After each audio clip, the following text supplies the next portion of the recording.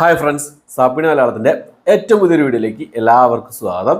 ഇന്നത്തെ വീഡിയോ ഒരു റിവ്യൂ ആണ്. അതായത് സൂക്ഷ്മദർശി എന്ന് പറഞ്ഞ സിനിമ തിയേറ്റർ റിലീസ് ചെയ്തതിന് സിനിമ കണ്ടു. സിനിമയുടെ വിശേഷങ്ങളാണ്, എൻ്റെ ഒരു ഒപ്പീനിയനാണ് ഞാൻ ഇന്നത്തെ വീഡിയോയിൽ പറയാൻ പോകുന്നത്. അപ്പോൾ ഇന്നലെ ഹലോ മമ്മി എന്ന് പറഞ്ഞ സിനിമ റിലീസ് ചെയ്തിരുന്നു കേട്ടോ. അത് കാണാൻ സാധിച്ചില്ല. എന്തായാലും ഇന്ന് ഈവനിങ്ങോ അല്ലെങ്കിൽ നാളെ ആയിട്ട് ആ സിനിമ കണ്ട് നിങ്ങൾക്ക് മുന്നിൽ റിവ്യൂ എത്തിക്കുന്നതാണ്. ഞാൻ സ്ഥലത്തില്ലായിരുന്നു, OTT അപ്ഡേറ്റ് കാര്യങ്ങളൊന്നും ഇന്നലെയൊന്നും ചെയ്യാൻ പറ്റിയിട്ടില്ല.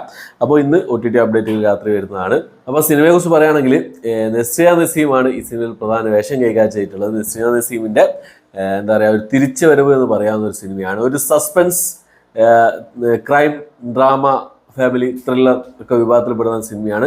കോമഡി ഉണ്ടോ എന്ന് ചോദിച്ചാൽ കോമഡി ഉണ്ട്, പക്ഷേ വലിയ കോമഡികളൊന്നുമില്ല.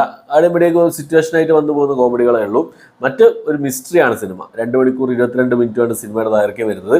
ഒരു മിസ്റ്ററിയാണ് സിനിമ. ഇങ്ങനെ പറഞ്ഞു പോവുകയാണ് സിനിമ. അങ്ങനെ നമ്മളിങ്ങനെ എന്താണ് സംഭവിക്കുക, എന്താണ് അടുത്തത് എന്താണ് സംഭവിക്കുന്നത്, എങ്ങോട്ടാണ് ഈ സിനിമ പോകുന്നത്, അതൊന്നും നമുക്ക് ഒരു പിടിയും തരാതെയാണ് സിനിമ മുന്നോട്ട് പോകുന്നതാണ്. അപ്പോൾ സിനിമയിൽ പ്രധാന വേഷം കൈകാര്യം ചെയ്തിരിക്കുന്ന ആരൊക്കെയാണെന്ന് നോക്കാം നമുക്ക്. ഫസ്റ്റ് തന്നെ നസ്രിയ നസീമിന് കൂടാതെ നമ്മുടെ ബേസിൽ ജോസഫ് ഉണ്ട്, ദീപക് പറമ്പോലുണ്ട്, സിദ്ധാർത്ഥ് ഭരതൻ, അഖില ഭാർഗവൻ, പൂജ മോഹൻരാജ്, മെറിൻ ഫിലിപ്പ്, കുറേ താരങ്ങളുണ്ട് സിനിമയിൽ. സിനിമ സംവിധാനം ചെയ്തിട്ടുള്ള MC ജിതിനാണ്. അപ്പോൾ സമീർ നായറാണ് പ്രൊഡ്യൂസ് ചെയ്തിട്ടുള്ളത്. ക്രിസ്റ്റോ സേവിയർ ആയിരുന്നു ഇതിൻ്റെ മ്യൂസിക് കിട്ടുക. മ്യൂസിക് അടിപൊളിയായിരുന്നു, നല്ല അടിപൊളി മ്യൂസിക് ആയിരുന്നു എന്നുള്ളതാണ്. സിനിമ ഫസ്റ്റ് ഹാഫ് എടുത്ത് നോക്കുകയാണെങ്കിൽ എനിക്ക് പല സ്ഥലങ്ങളിലും ലേഖ അനുഭവപ്പെട്ടു എന്നുള്ളതാണ്. ഫസ്റ്റ് ഹാഫിൽ എനിക്ക് പല സ്ഥലങ്ങളിലും എനിക്ക് നല്ലപോലെ ലേഖ അനുഭവപ്പെട്ടു.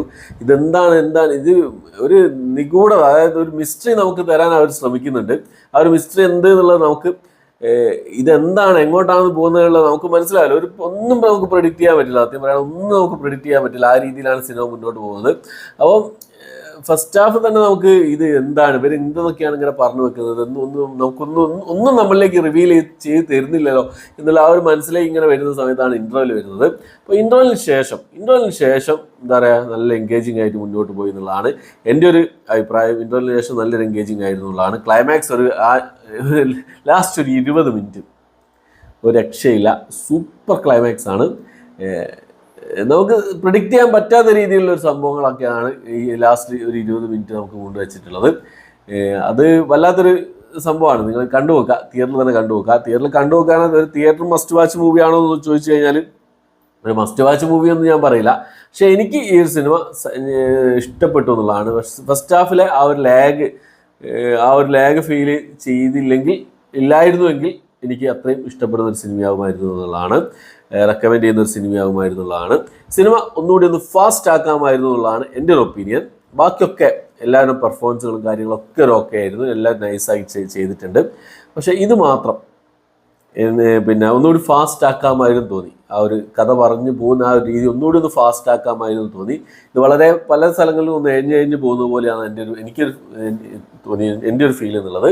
നല്ലൊരു മിസ്റ്ററി ക്രൈം ത്രില്ലർ സിനിമ നമുക്ക് കാണാവുന്നതാണ്. ക്ലൈമാക്സിലേക്ക് എത്തുന്ന സമയത്ത് ഞെട്ടിക്കും നമ്മളെ ഒക്കെ. അപ്പോൾ നസ്രിയ നസീമിൻ്റെ തിരിച്ചു വരവാണോ എന്ന് ചോദിച്ചു കഴിഞ്ഞാൽ തിരിച്ചു വരവാന്ന് പറയാം. നല്ല ത്രില്ലിംഗ് മൊമെൻറ്റ്സും കാര്യങ്ങളൊക്കെ സിനിമയിലുണ്ട്. നല്ല എന്താ പറയുക, പെർഫോമൻസ് ചെയ്യാനുള്ള സംഭവങ്ങളുണ്ടോ എന്ന് ചോദിച്ചാൽ പെർഫോമൻസ് ചെയ്യാനുള്ള സംഭവങ്ങളും ഉണ്ട്. ക്ലൈമാക്സ് ഒക്കെ നല്ല സീനുകളും കാര്യങ്ങളൊക്കെ ഉണ്ട് എന്നുള്ളതാണ്. അപ്പോൾ ഇതേ ഉള്ളൂ, ഭയങ്കരമായിട്ട് സ്ലോ ആയിട്ടാണ് സിനിമ മുന്നോട്ട് പോകുന്നത്. പ്രത്യേകിച്ച് ഫസ്റ്റ് ഹാഫിൽ അതെനിക്കൊരു പോരായ്മയായി തോന്നിയിട്ടുള്ളൂ. ബാക്കിയൊക്കെ നൈസായിരുന്നു. പിന്നെ ഒരു കാര്യം കൂടി പറയണം, നമ്മുടെ ബേസിൽ ജോസഫിൻ്റെ കാര്യമാണ്. ഇതുവരെ ബേസിൽ ജോസഫ് ചെയ്യാത്ത ഒരു ടൈപ്പ് ക്യാരക്ടർ ആയിരുന്നു ഈ സിനിമയിൽ എന്നുള്ളതാണ്.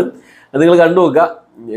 ചില സ്ഥലങ്ങളിലൊക്കെ എനിക്ക് ആ ഒരു ക്യാരക്ടർ ഫാസിലായിരുന്നെങ്കിൽ ഒന്നുകൂടി ഒന്ന് അടിപൊളിയായിരുന്നു തോന്നുന്നു. പക്ഷെ എന്നാലും ബേസിൽ അത് കൃത്യമായി അടിപൊളിയായി ചെയ്തിട്ടുണ്ട്, സൂപ്പറായി ചെയ്തിട്ടുണ്ട്. അത് സിദ്ധാർത്ഥ് ഭരതൻ്റെ കഥാപാത്രമായാലും വലിയ സീനും കാര്യങ്ങളൊന്നുമില്ല അദ്ദേഹത്തിന്, കുറഞ്ഞ സ്ക്രീൻ സ്പേസേ ഉള്ളൂ. എന്നാലും എല്ലാവരും നൈസായി തന്നെ ചെയ്തിട്ടുണ്ട് പെർഫോമൻസുകളൊക്കെ. പിന്നെ ടെക്നിക്കൽ സൈഡുകളൊക്കെ അടിപൊളിയായിരുന്നു, കുഴപ്പമില്ലായിരുന്നു. പ്രത്യേകിച്ച് മ്യൂസിക് സൂപ്പറായിരുന്നു. പിന്നെ അദ്ദേഹത്തിൻ്റെ ഫസ്റ്റ് MCയുടെ ഫസ്റ്റ് ഡയറക്ടർ സിനിമയാണെന്നാണ് എനിക്ക് തോന്നുന്നത്. പക്ഷെ വേറെ ഒന്നും കാണിക്കുന്നില്ല അതിൽ. ഡയറക്ഷനൊക്കെ അടിപൊളി തന്നെയായിരുന്നു. പിന്നെ അത്ര തന്നെ, പിന്നെ നിങ്ങൾ ഇത്രയേ ഉള്ളൂ, വേറെ ഒന്നുമില്ല. ഓക്കെ, അപ്പോൾ ഇത്രയാണ് ഇന്നത്തെ വീഡിയോ ഇഷ്ടപ്പെട്ടെങ്കിൽ ലൈക്ക് ചെയ്യാൻ, ഷെയർ ചെയ്യാൻ, സബ്സ്ക്രൈബ് ചെയ്യാൻ മറക്കാതിരിക്കുക. പുതിയൊരു വീഡിയോ ആയിട്ട് വരുന്നവരേക്കും ബൈ.